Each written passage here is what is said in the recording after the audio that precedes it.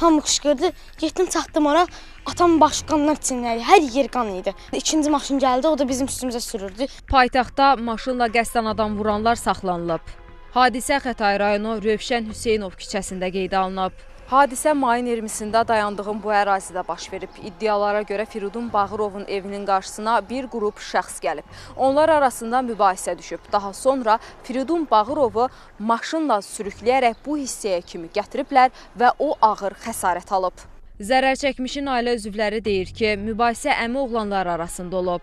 Amma qarşı tərəf tanımadıqları insanlara gətirərək onlara hücum ediblər.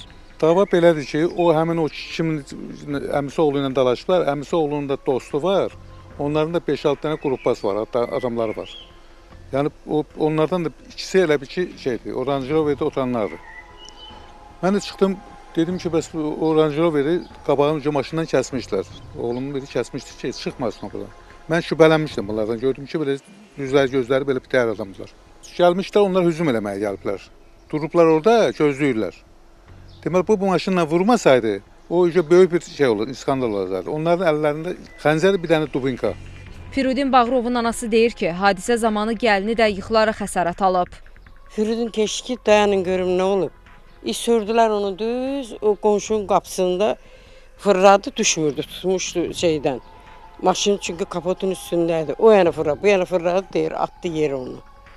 Oğlum nə gün hədi bütün qan axmışdı oralara. Təbibdən bildirilib ki, təcili tibbi yardım briqadası tərəfindən 49 yaşlı şəxs Sabunçu tibb mərkəzinə hospitalizasiya olunub. Başın tüklü sınığının açıq yarası, bud çanaq oynağının əzilməsi, diz oynağının əzilməsi, bud çanaq oynağı və bud nahiyəsinin dəqiqləşdirilməmiş səthi travması diaqnozu ilə ona zəruri tibbi yardımlar göstərilib. Vəziyyəti stabil qiymətləndirilən şəxs öz istəyi ilə ambulator müalicə üçün evə buraxılıb. Məsələ ilə bağlı qarşı tərəf isə heç bir açıqlama vermək istəmədiyini bildirdi. Hadisə ilə bağlı Daxili İşlər Nazirliyinin mətbuat xidmətindən qeyd edildi ki, həmin şəxslər artıq saxlanılıb.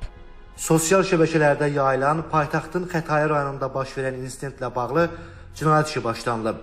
Hadisə mayın 20-sində qeydə alınıb. İnsident zamanı Rauf Şamxalov idarə etdiyi Hyundai markalı avtomobillə aralarında yaranan şəxsi mübahisə zamanı Firudin Bağırovu vuraraq xuliqanlıq hərəkətləri edib.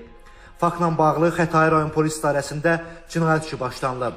2 nəfər şübhəli şəxs qismində saxlanılaraq istintaqa təhvil verilib. Faktla bağlı araşdırmalar davam etdirilir. Fidan Əsədli, Cəfər Qasımov, Xəzər xəbər.